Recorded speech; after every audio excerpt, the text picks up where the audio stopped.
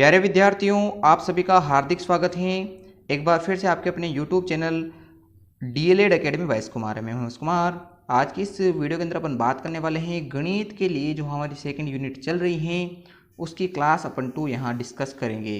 इस क्लास के अंदर अपन बड़े प्रश्नों को देखने वाले हैं, जहाँ लघुत्रात्मक प्रश्न और आपके निबंधात्मक प्रश्न किस प्रकार से आएंगे, आपको लिखना कैसे हैं और कौन से क्वेश्चन आपके लिए इम्पोर्टेंट हैं इस साल जो आपको पढ़ने हैं, वो अपन यहाँ डिस्कस करने वाले हैं। दोस्तों, यदि आप पहली बार हमारे इस वीडियो को देख रहे हैं तो आप हमारे चैनल पर जाकर प्लेलिस्ट चेक कर सकते हैं। मैंने वहाँ अंग्रेजी, गणित और आपके बच्चे और बचपन वाली जो बुक हैं वो कंप्लीट करवा रखी हैं, तो आप उन्हें भी चेक कर सकते हैं। और अगर आपको वीडियो पसंद आता है तो वीडियो को लाइक कीजिएगा और चैनल को सब्सक्राइब भी जरूर कीजिएगा। तो चलिए शुरू करते हैं आज की क्लास को। सबसे पहले आज इस क्लास के अंदर अपन डिस्कस करने वाले हैं कि अपन ने क्वेश्चन नंबर 4 तक के जो अति लघुत्रात्मक प्रश्न हैं वो कंप्लीट कर लिए हैं और आज अपन क्वेश्चन नंबर 5 से डिस्कस कर रहे हैं। तो क्वेश्चन नंबर 5 आपके सामने ये है कि शिक्षण अधिगम की योजना के उद्देश्य क्या होते हैं। जब भी आप शिक्षण के लिए यानी पढ़ाने के लिए जो योजना बनाते हो वो क्यों बनाते हो, उसके क्या फ़ायदे आपको देखने को मिलते हैं, तो इसी को अपन समझते हैं। सबसे पहला फ़ायदा तो ये है कि गणित की पाठ्यचर्या आप समझ जाते हो कि आप उद्देश्य इसलिए तय करते हो कि पाठ्यचर्या पाठ्यक्रम जो आप पढ़ाने के लिए बना रहे हो वो बालक को भी समझ में आए और आपको भी समझ में आना चाहिए। दूसरी बात है कि गणित की प्रकृति, इससे आप बच्चे को समझा सकते हो। वो गणित की प्रकृति के अकॉर्डिंग अपनी स्टडी करता है तो उसे ज़्यादा समझ में आता है। इसके अलावा है कि गणित की विषय वस्तु का ज्ञान भी बालक को करवाना है, ये भी इसका एक उद्देश्य होता है। और सही समय सीमा पर और सीखने का क्रम क्या होना चाहिए, ये भी यहाँ इम्पोर्टेंट रोल निभाता है। दोस्तों, मेरा जो प्रमुख विषय है वो गणित है, इसलिए मैं गणित को आपको अच्छे डिटेल से समझा पाता हूँ। बाकी आप अगर अन्य यूट्यूब चैनल पर देखते हो तो वहाँ आपको गणित की इतनी डिटेलिंग नहीं मिलती है। अब अपन वापस क्वेश्चन के अंदर आते हैं कि योजना जो आप बनाते हो पढ़ाने के लिए उसके उद्देश्य क्या है। पहला उद्देश्य तो ये है कि आप गणित की पाठ्यचर्या को समझाना चाहते हो, सिलेबस को समझाना चाहते हो, करिकुलम को समझाना चाहते हो। इसके बाद है कि गणित की नेचर कैसी है उसको आप विद्यार्थी को समझाओगे। इसके अलावा गणित के ज्ञान को आप बालक को समझाते हो। इसके अलावा किस समय में सिखाना है और कैसे सिखाना है ये भी आप तय करते हो उद्देश्यों के अंदर। और लास्ट है कि सीखने के बाद वो सीखा या नहीं उसका मूल्यांकन भी आपको करना पड़ता है। तो ये चीज़ आपके उद्देश्य के अंदर आती हैं। जो मैं आपको बता रहा हूँ ये मुख्य बिंदु हैं। आप चाहे तो जैसा मैं बोल रहा हूँ वैसा आप इनको डिटेल में लिख के आ सकते हैं। अगला प्रश्न समझते हैं।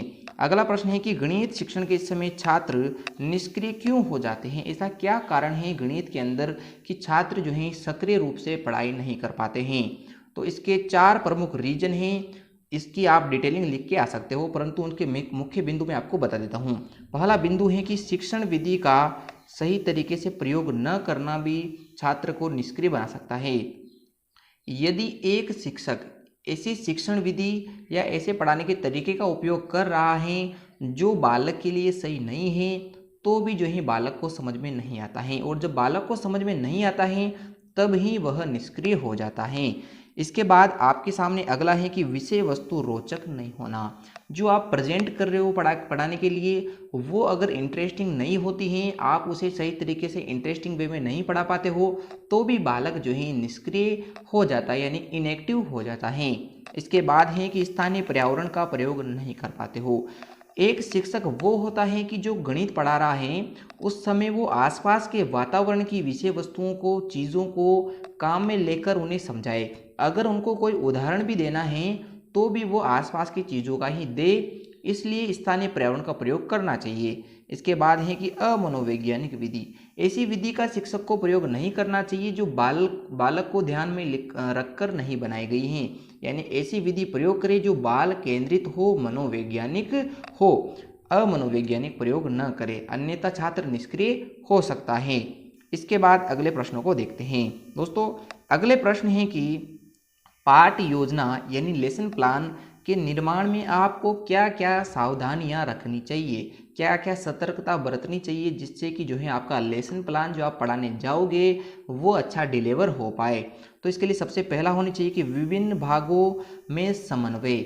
जो आप पढ़ाने के लिए, लेसन पढ़ाने के लिए जो मुख्य बिंदु बनाते हो, उनका एक दूसरे से रिलेशन होना चाहिए। एक पहले बिंदु का दूसरे बिंदु से संबंध होना चाहिए और दूसरे का तीसरे बिंदु से संबंध होना चाहिए। तब आपका जो आपने लेसन बनाया है पढ़ाने के लिए वो अच्छे से डिलीवर हो पाएगा और बालक भी उसे अच्छे से समझ पाता है।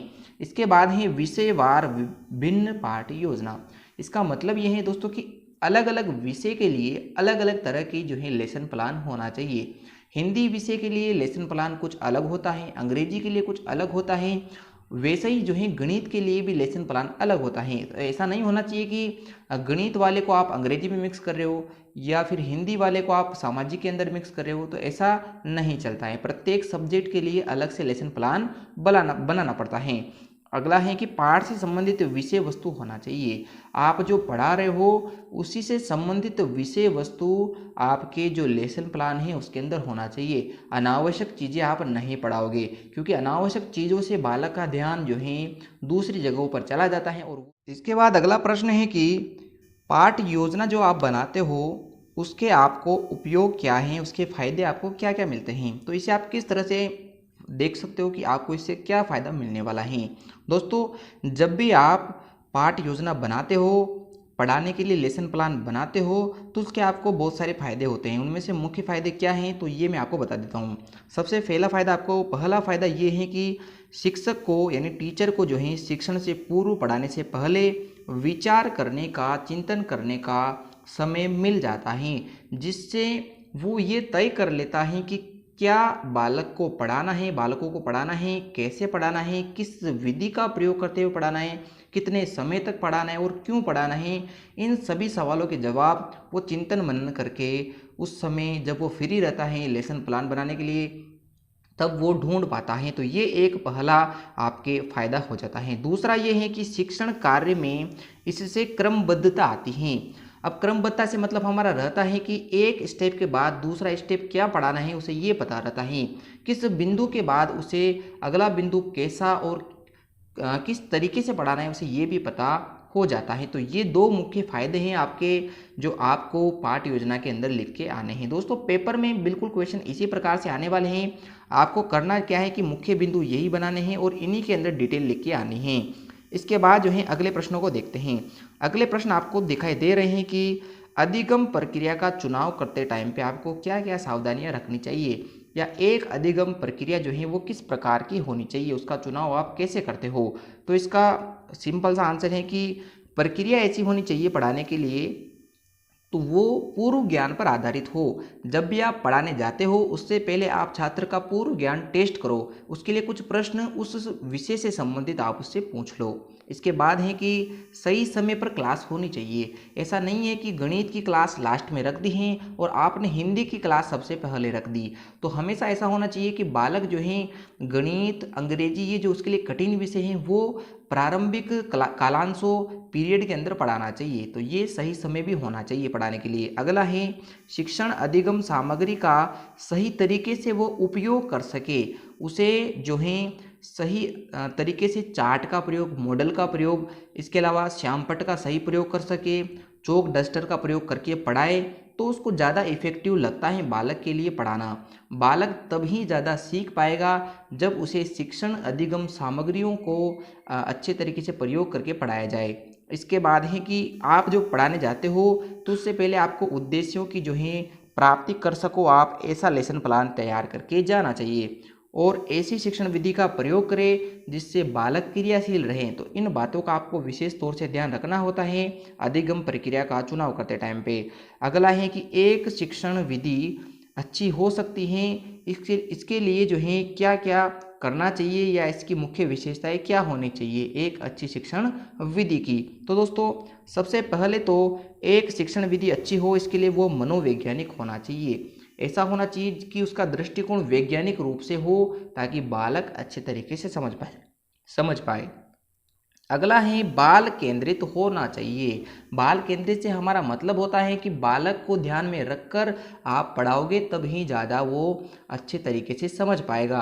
तो शिक्षण विधि बाल केंद्रित होना चाहिए। अगला है तर्क चिंतन पर आधारित हो। जब आप शिक्षण विधि का प्रयोग करें तो बालक खुद अपने मन से प्रश्न पूछे आपसे कि हाँ सर ये आपने कैसे किया, मैम आपने ये कैसे बताया है।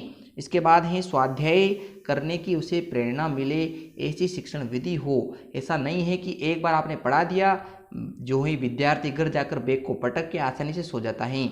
उसे घर जाने के बाद स्वाध्याय करने की, खुद पढ़ने की प्रेरणा मिले, ऐसी शिक्षण विधि होना चाहिए। इसके बाद है कि उद्देश्य की पूर्ति सही तरीके से हो, ये भी आपको ध्यान रखना है, ऐसी विधि का प्रयोग करें। और सामाजिकता बनाए रखें। सामाजिकता से हमारा मतलब ये होता है कि समाज के अंदर रहकर वो समाज के उद्देश्यों को समझे, समाज से विरोध न करें, तो ऐसी शिक्षण विधि प्रयोग करना चाहिए। इसके बाद अब अपन बड़े प्रश्नों को देखेंगे। बड़े प्रश्नों में, निबंधात्मक प्रश्नों में क्या होता है दोस्तों कि आपको 150 शब्द लिखे आने हैं। उसके लिए आपको मुख्य बिंदुओं की आवश्यकता पड़ती है, जो मैं यहाँ लिख के लेके आया हूँ। जिसमें से आज हमारा पहला प्रश्न है कि संश्लेषण और विश्लेषण विधि जो है इसमें अंतर क्या है, किस प्रकार से आप संश्लेषण और विश्लेषण विधि के अंदर अंतर कर पाते हो। तो सबसे पहले अपन संश्लेषण विश्लेषण विधि को तुलनात्मक रूप से पढ़ेंगे। संश्लेषण विधि में दोस्तों समस्या के कई छोटे छोटे भाग जो होते हैं उनको जोड़कर उसका समाधान किया जाता है। संश्लेषण विधि के अंदर छोटे छोटे भागों को जोड़कर समस्या का समाधान किया जाता है, जबकि विश्लेषण विधि में क्या होता है कि समस्या को कई भागों में या छोटे छोटे भागों में तोड़कर उसका समाधान किया जाता है। तो विश्लेषण करने में आप छोटे छोटे भागों के अंदर तोड़ते हो, जबकि संश्लेषण में छोटे छोटे भागों को जोड़कर समस्या समाधान होता है।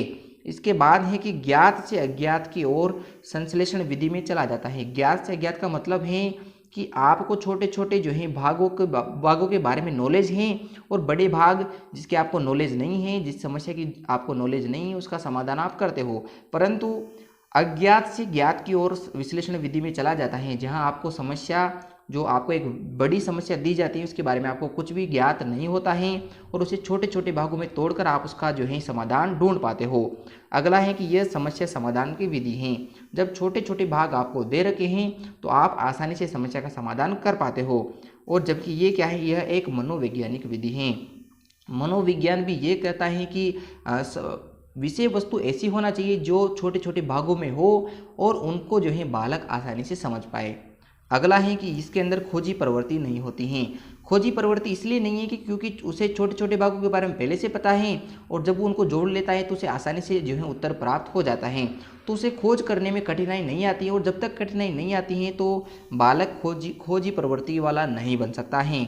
इसके अलावा है कि इसमें समय कम लगता है संश्लेषण विधि के अंदर, जबकि विश्लेषण विधि में ज़्यादा टाइम लगता है, क्योंकि उसको छोटे छोटे भागों में डिवाइड करेगा, उनके मध्य संबंध बनाएगा और फिर समस्या का समाधान होता है। अगला है कि विद्यार्थी निष्क्रिय रहता है संश्लेषण विधि में। जिस विधि में खोज ही नहीं हो रही वहाँ छात्र एक्टिव क्यों रहेगा, और जहाँ खोज बालक कर पाता है वहाँ विद्यार्थी ज़्यादा सक्रिय रह पाता है। इसलिए विश्लेषण विधि एक जो है सक्रिय रहने वाली विधि है, बाल मनोवैज्ञानिक विधि है।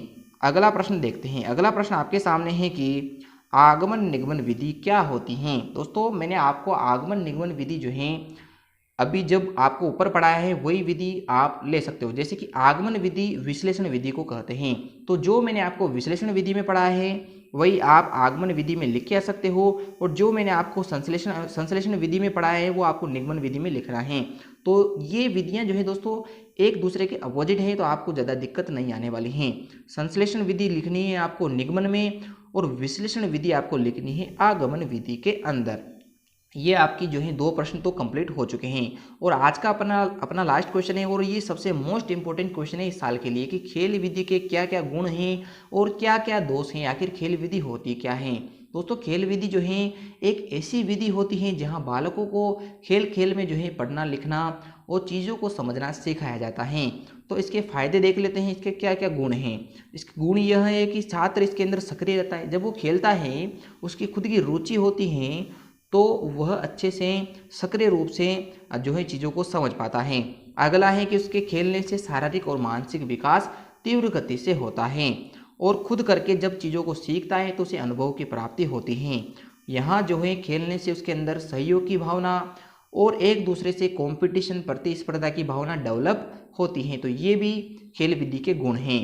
अगला इसमें है कि इसके दोष आप क्या क्या बता सकते हो। तो इसका पहला दोष ये है कि इसमें टाइम ज़्यादा लगता है, खेल खिलवाने में टाइम ज़्यादा लगता है, जिससे बालक को थकावट का अनुभव होता है, उसे थकान होती है। तो ये दो इसके प्रमुख रीजन हैं। और तीसरा ये है कि विद्यार्थी को समान रूप से अवसर भी नहीं मिल पाता है। सभी विद्यार्थी जो हैं इसमें खेल के अंदर समान रूप से अवसर नहीं मिल पाने के कारण कई विद्यार्थी पिछड़ जाते हैं। और लास्ट है कि ऐसे विद्यार्थी भी होते हैं जिनकी खेल के अंदर रुचि नहीं है, तो उनके लिए किसी भी प्रकार की उपयोगी विधि नहीं है। इसलिए शिक्षण के लिए कई सारी विधियां होती हैं और उन्हीं विधियों का प्रयोग करके आपको जो है गणित या कोई भी और विषय पढ़ाया जाता है। अब आपको कमेंट करके ये बताना है कि आपको आज का वीडियो कैसा लगा है, ताकि मैं जो है आगे के वीडियो को कंटिन्यू रखूँ। अन्यथा मुझे भी जो है इतना ये नहीं है कि मैं आपको लिख के पढ़ाऊँ, मैं अभी आपको सीरीज से पढ़ा सकता हूँ। आप जैसा बताएंगे मैं वैसे ही आगे कंटिन्यू क्लास रखने वाला हूँ।